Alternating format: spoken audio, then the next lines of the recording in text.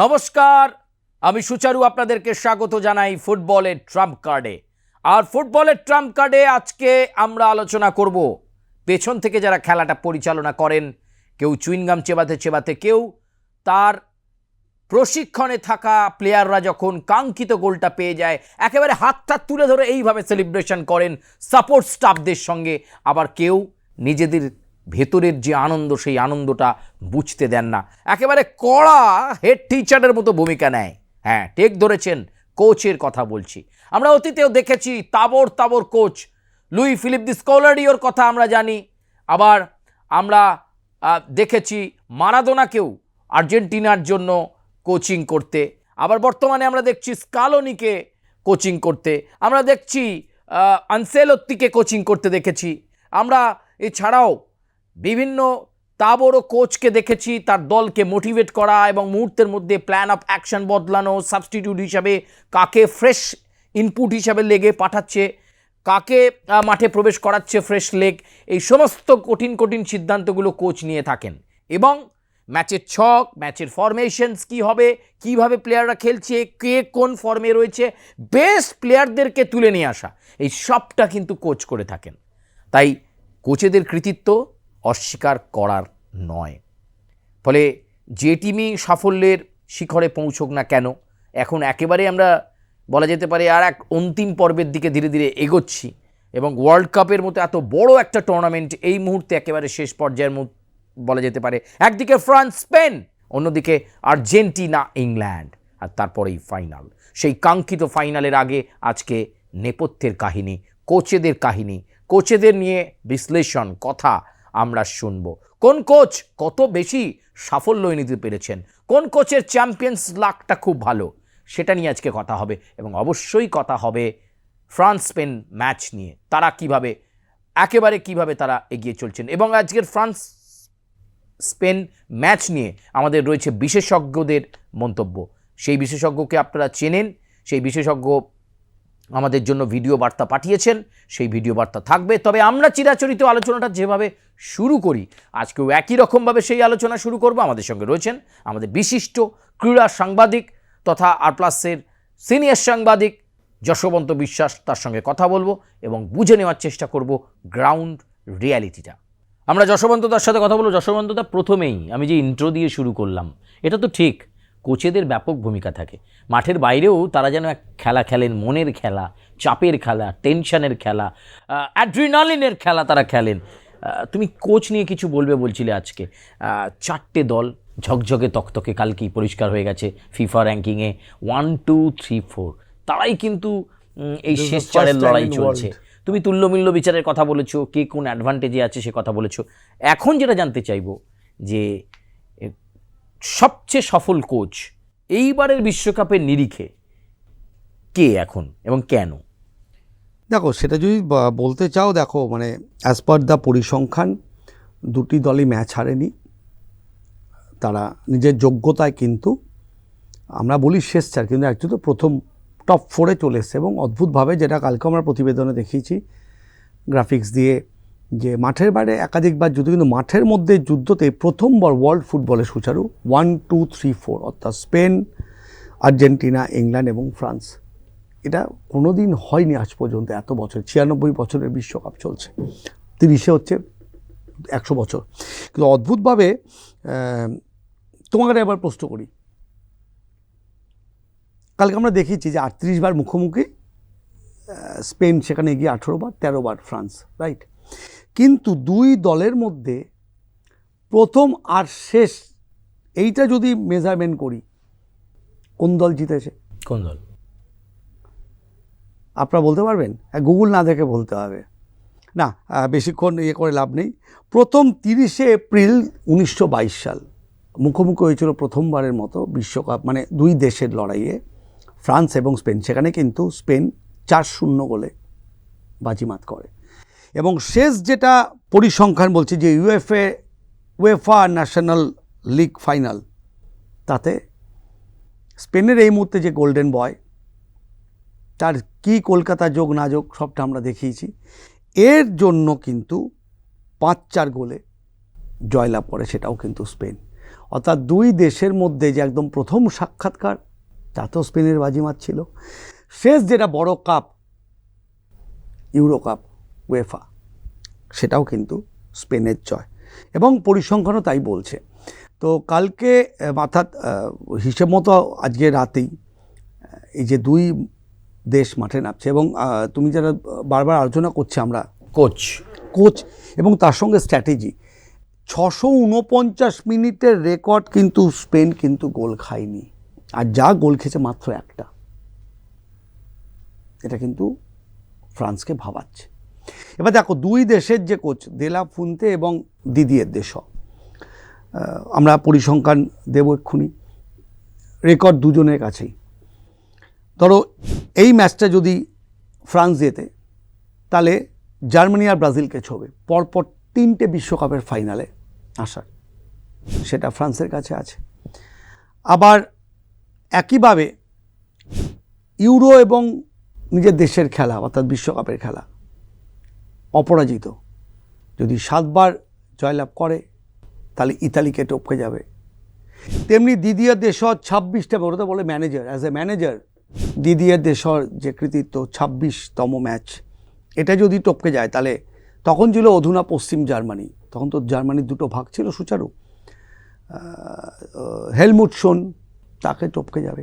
কাজেই এগুলো তো পরিসংখ্যান দুই কোচের, কিন্তু দুই কোচের তুমি যদি দেখো, একজন কিন্তু অসম্ভব সাবধানী, অর্থাৎ এরপরে তার কাছে বি আসে, বিয়ের পরে সি আছে। আর দিদিয়ার দেশর দেখতে হবে না, কিন্তু প্রচণ্ড অ্যাটাকিং।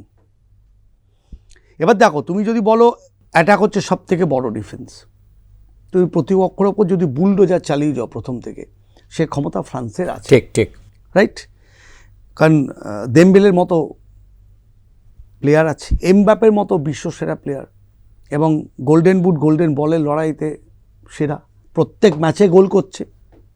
এটা মুখের কথা নয়, এটা একটা ধারাবাহিকতা, কনসিস্টেন্সি যেটা আমরা বলি। কাজেই দ্বিতীয় দেশেও জানে স্পেন এমন একটা টিম, তার উইং, তার মাঝমাঠ এবং তার অ্যাটাকিং সাইড কিন্তু মারাত্মক পেনিট্রেট, এবং স্পিডেও কিন্তু ওরা কম নয়।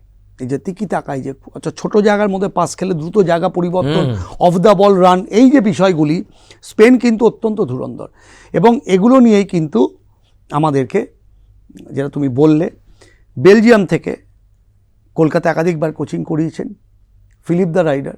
আমার মনে হয় ফিলিপ কি বলেছে এই ম্যাচটা নিয়ে, একেবারে ফিলিপ দ্য রাইডার, তিনি ফ্রান্স স্পেন ম্যাচ নিয়ে ঠিক কি বলছেন, তার অ্যানালিটিক্স কি রয়েছে, তার বিশ্লেষণ কি রয়েছে, চলুন। Come on, Nacho. Here is a few points of view for this World Cup. First of all, I find this World Cup very, very good on the quality of the matches. All teams are good. They have what it takes to entertain us, because finally that's why football is there. I will say France has the advantage. Why? Because they have everything. They have technique, speed, power, tactique, and players, of course, like Dembélé, Mbappe, etc. They have the power to score anytime. And of course, they are more complete. It's a more complete team, in fact. We say we can make two very, very good teams, French teams. With what they have a bench who is extraordinary. So whatever there is a problem, there's no problem with the French team. They've always somebody to balance the team, etc. So, which is, I saw Spain. Why I say that is because Spain, I saw them against Belgium. And yes, Belgium lost 2-1, but they had to wait for a mistake of our goalkeeper. And one part of the Belgium team, because Spain was the best team. Well, best, yes. But I always say, whatever your best team or weaker team, you can always win. This is football. And Belgium did what they had to do against Spain. And then you show also that Spain wasn't so powerful anymore.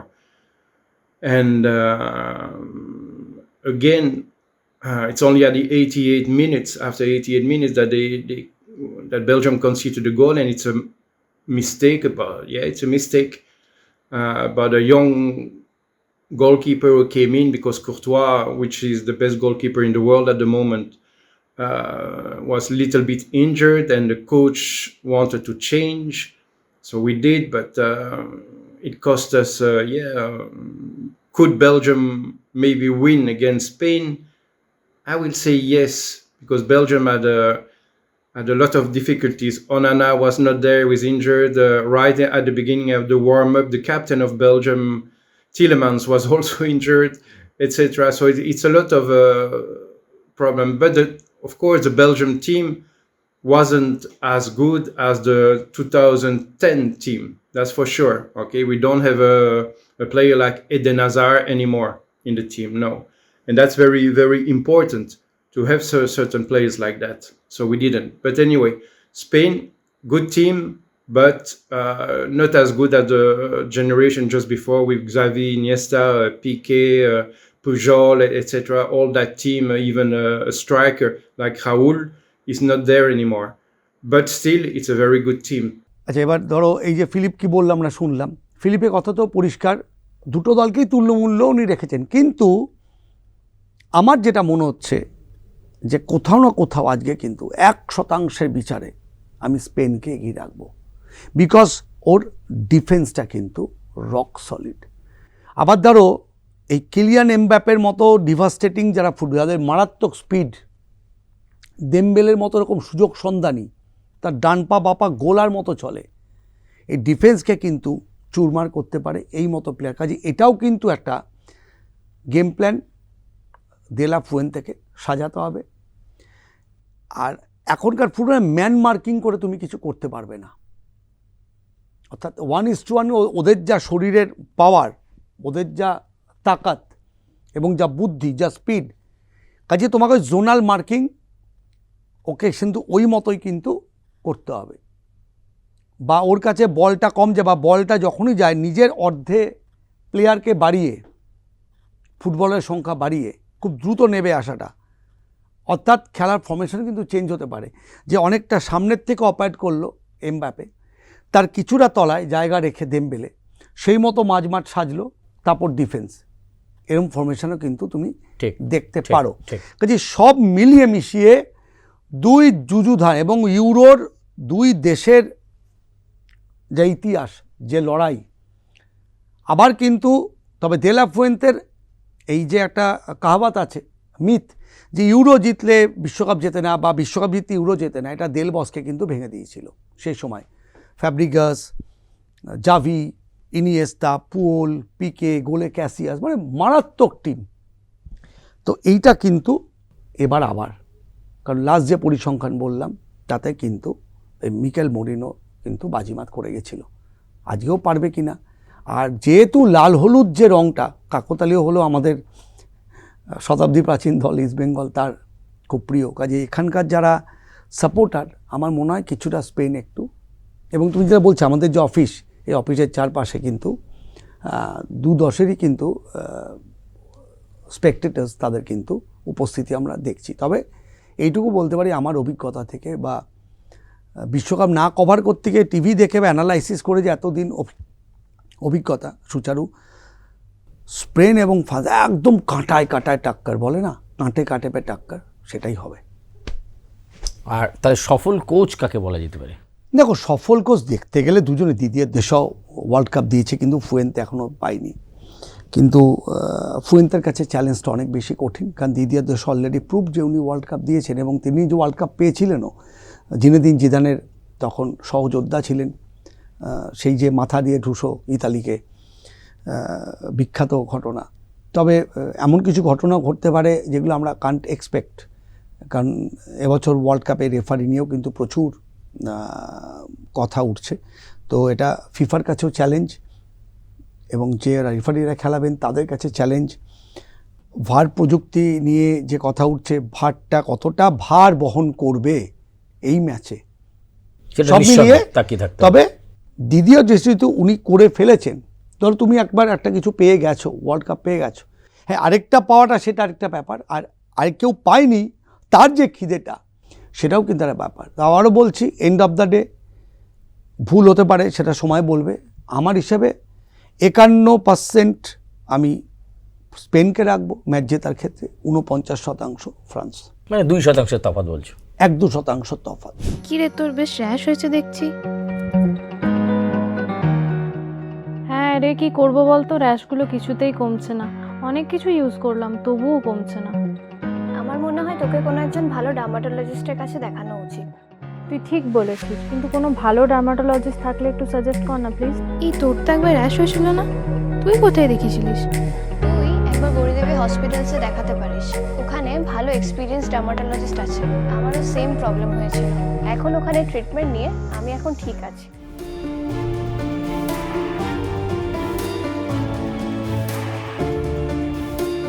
Gauri Devi hospital, Rajbandh, Durgapur.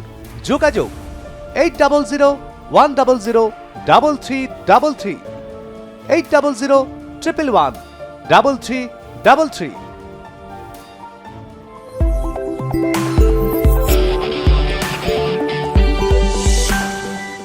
অনেক ধন্যবাদ।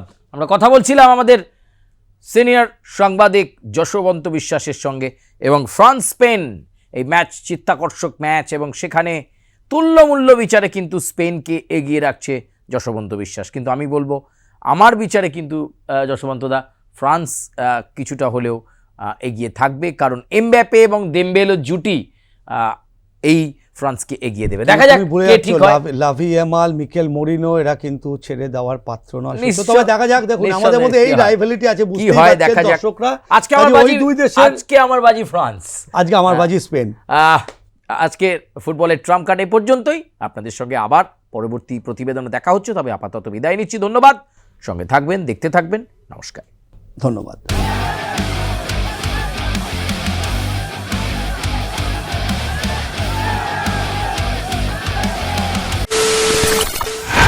খবরের নামে প্রতিদিন সন্ধে আপনার drawing রুমে কি শুধুই চিৎকার চেঁচামেচি খেয়ে আসে? বিতর্কের নামে চলে গালাগালি আর কাদা ছোড়াছুড়ি। এবার সময় পরিবর্তনের, কারণ আমরা কান ফাটানো চিৎকারে বিশ্বাস করি না। আমরা বিশ্বাস করি খবরের সত্যতায়। আমরা কোনো পক্ষের হয়ে গলা ফাটাই না, আমরা সাধারণ মানুষের হয়ে প্রশ্ন তুলি। চিৎকার নয়, শুধু খবর হবে, যেখানে বিতর্ক আছে কিন্তু কুৎসিত ঝগড়া নেই। সঠিক তথ্য, বিশ্বস্ত খবর। নজর রাখুন আর প্লাস নিউজে।